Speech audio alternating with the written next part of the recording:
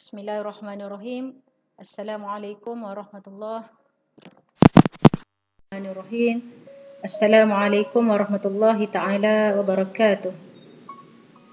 Allahumma salli salatan kamilatan wa sallim salaman tamma ala sayyidina Muhammadin alladhi tanhallu bihil uqad wa tanfarju bihil qurab wa tuqda bihil hawaij wa tunalu bihil raghaib wa husnul khawatim wa yustasqal ghamamu biwajhil karim wa ala alihi wa sahbihi fi kulli lamhatin wa nafasin bi'adadi kulli ma'lumi lak.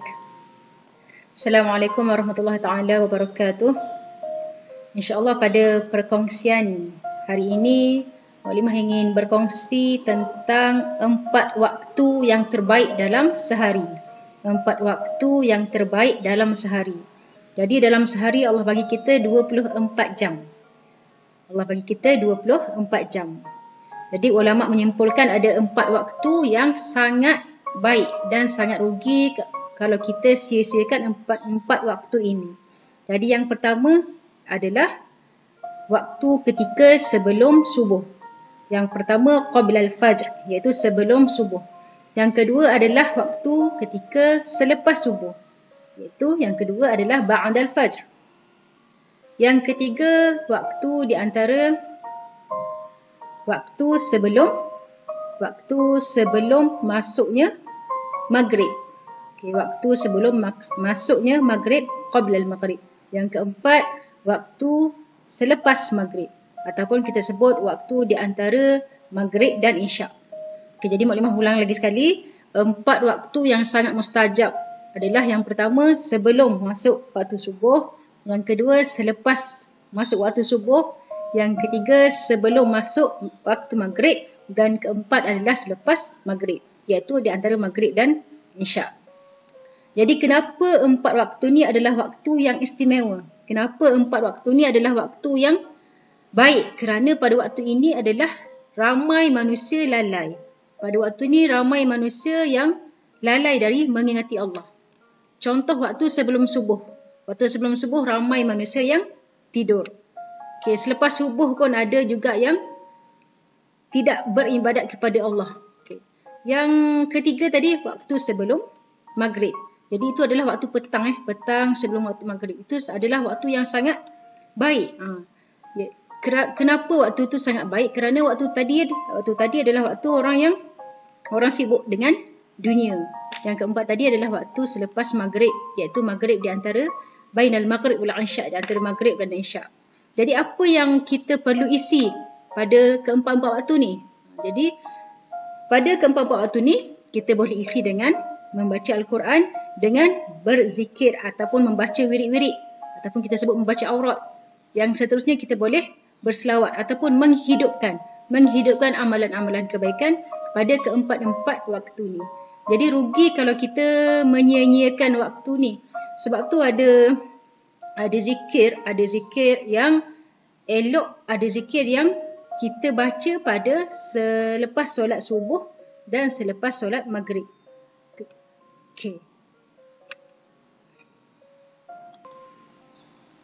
Okey, jadi Muklimah nak cerita pada satu hari Rasulullah selepas azan subuh, Rasulullah pergi ke masjid. Masjid Nabawi. Belakang Muklimah ni adalah Masjid Nabawi.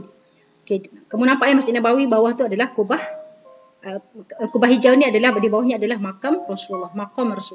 Jadi sebenarnya rumah Rasulullah bersebelahan dengan masjid. Sebelah rumah Rasulullah adalah masjid, iaitu Masjid Nabawi. Jadi Masjid Nabawi dan rumah Rasulullah dan rumah-rumah isteri Rasulullah berhampiran dengan Masjid Nabawi. Jadi satu hari Nabi nak keluar rumah, pada waktu itu adalah giliran isteri Rasulullah Sayyidatina Juwairiyah. Jadi bila Nabi nak pergi salat subuh ni, isteri Nabi Sayyidatina Juwairiyah sudah ada di atas sejadah untuk salat subuh. Jadi Nabi nampak isteri dia bersedia untuk salat subuh.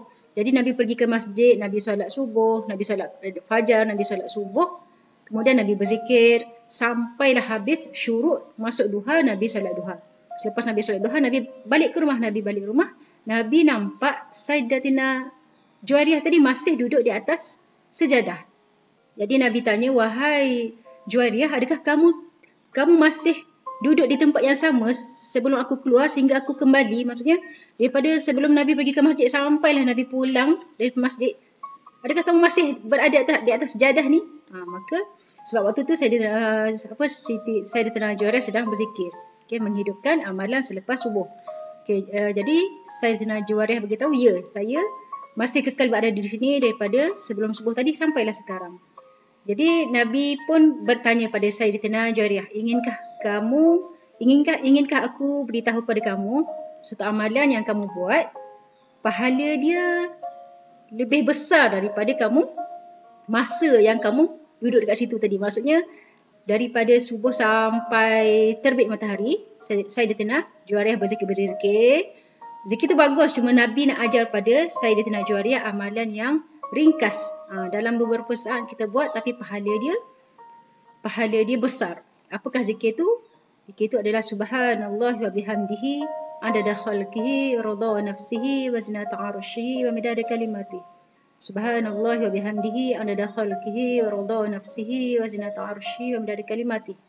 Subhanallah wa bihamdihi adada khalqihi wa rida nafsihi wa zinata arsyihi wa midada kalimatihi. Subhanallah, maha suci Allah sebanyak ciptaannya. Adada khalqihi wa rida nafsihi, dan sebanyak wa rida nafsihi wa zinata arsyihi wa midada kalimatihi. Jadi siapa yang membaca zikir tu sebanyak 3 kali, maka pahalanya sangat besar, lebih besar daripada lebih besar ganjaran orang yang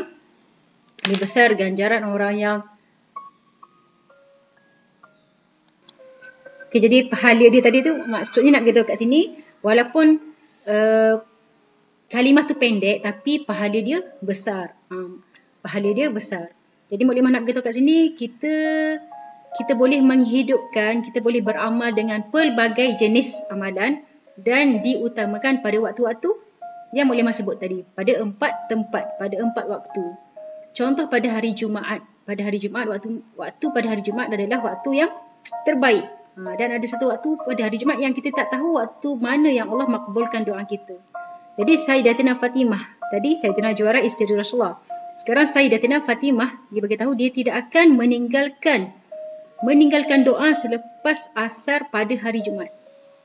Sayyidatina Fatimah tidak akan meninggalkan wirid, tidak akan meninggalkan doa, tidak akan meninggalkan amalan-amalan selepas asar pada hari Jumaat. Kerana apa? Ba'da Jumaat, selepas hari Jumaat adalah waktu mustajab. Jadi kita nak diri kita tergolong di kalangan orang yang sentiasa ingat kepada Allah Subhanahu wa taala. Allah cipta kita sebenarnya untuk apa? Allah cipta kita sebenarnya untuk ingat pada Dia. Allah cipta kita untuk ingat pada Dia. Jadi perintah pertama selepas seseorang masuk Islam, perintah pertama selepas orang mengucap syahadah asyhadu an la ilaha illallah wa asyhadu anna Muhammadar Rasulullah adalah solat. Muklimah setiap hari pesan pada diri muklimah dan pada semua pelajar muklimah agar solat cukup 5 waktu. Solat cukup 5 waktu. Kita doa pada Allah semoga Allah pilih kita menjadi orang yang menjaga solat. Kita doa pada Allah supaya Allah pilih kita, supaya lidah kita sentiasa basah dengan berzikir pada Allah. Bagaimana seseorang tu boleh solat? Bagaimana seseorang tu boleh berzikir? Sebenarnya semua tu adalah atas izin Allah, atas pilihan Allah.